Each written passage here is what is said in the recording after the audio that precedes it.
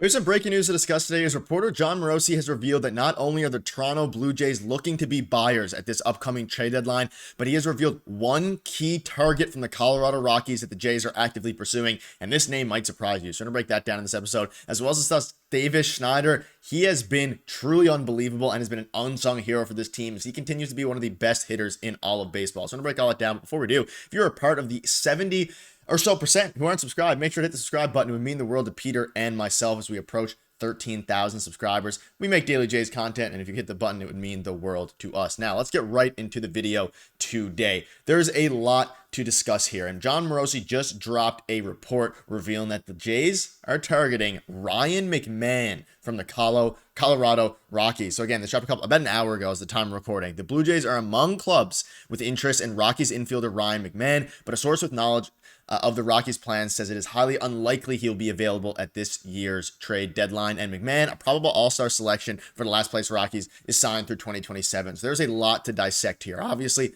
the Jays are looking and have called in on Ryan MacMahon, who the Jays have been linked to in previous years, last year, year before, especially during the off seasons. He has been a player who the Jays have been actively pursuing. And now this seems to be that the Jays are pursuing him again. Now, the big thing with this now, and the thing that makes this very interesting, is not only is the fact that they're pursuing a high-end player like Ryan MacMahon very interesting, but it's also interesting that this kind of reveals that the Jays are looking to be buyers and not sellers, at least at this point. They're obviously coming off of back-to-back wins against the Chicago White Sox with a chance today to sweep a series for the first time this season. But now it might look like the Jays could be positioning themselves to buy, because if they're calling in on Ryan MacMahon, who is signed under contract through 2027, and we'll get into some of the contract details in a minute because there's some interesting points I want to show you guys.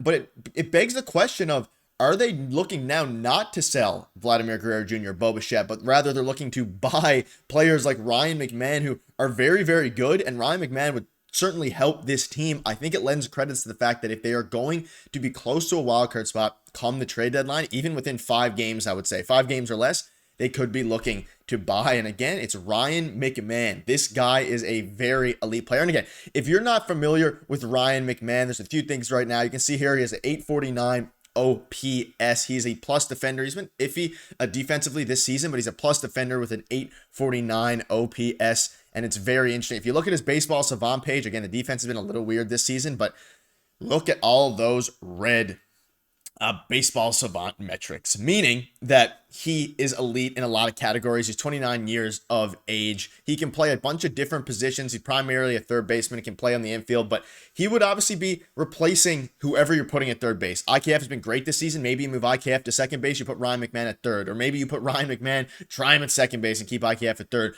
The point is, you're getting an elite hitter with an 849 OPS this season on the Toronto Blue Jays if they can acquire this guy. Now, is it likely to happen? I wouldn't say so, because again, knowledge of the situation says that, Rocky situation that is, says that he might be unavailable at this year's deadline. But to know that the Jays are pursuing him is very, very intriguing. And you look at Ryan MacMahon's stats here this season, he has obviously 33 RBIs. He has 10 home runs, a lot of hits. Like, he's doing very, very good. 58 hits. Again, he has an OPS plus of 135 with 10 home runs. So when you're looking at him, he's a guy who would help this team. He'd obviously be tied with Dalton Varsho for the team leading home runs with 10. You'd be adding power. You'd be adding another threat.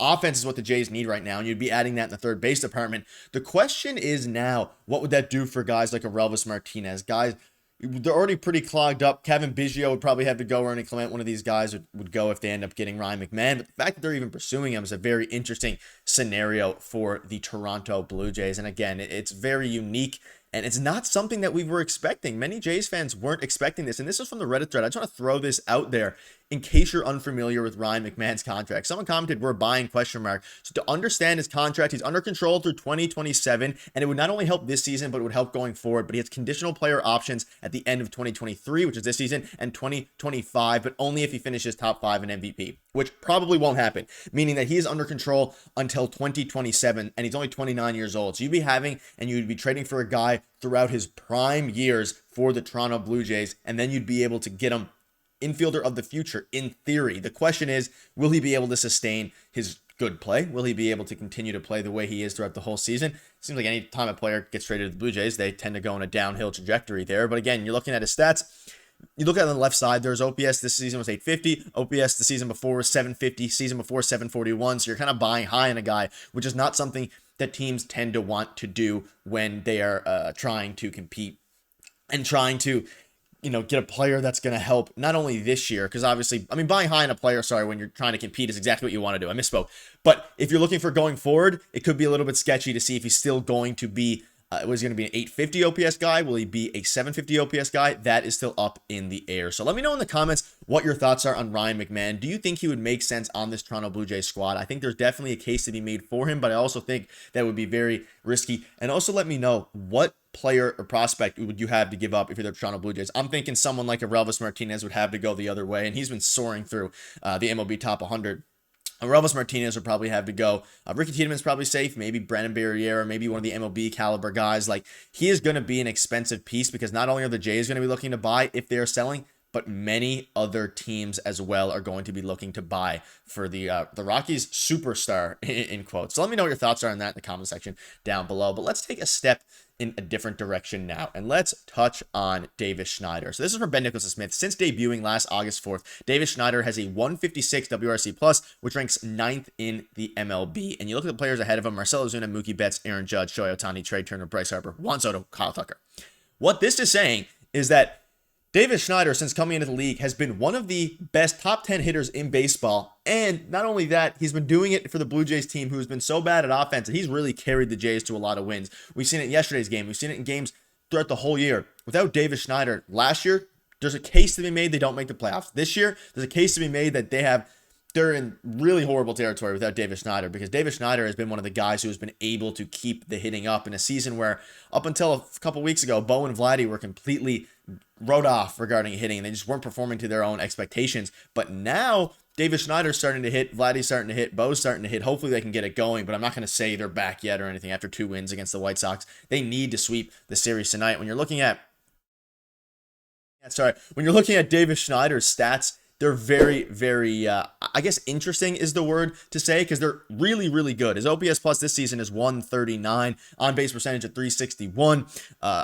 6 home runs, 27 RBIs. Like, he's been a guy who has been a great player since he's come up to the league. Current slugging percentage 475. So it's very interesting to see what is going to happen with him continuing to go forward, because it seems like what at one point was a Cinderella story and how long we will keep this up, he's turning into now one of the best hitters in the MLB, while also playing a serviceable left field at a position to where he can get into games every single day for the Toronto Blue Jays. But just want to throw that out there. Shout out to Davis Schneider, very interesting player. And let me know in the comments section down below what your thoughts are on this new report the Jays are pursuing Ryan MacMahon. Very interesting one, very exciting one.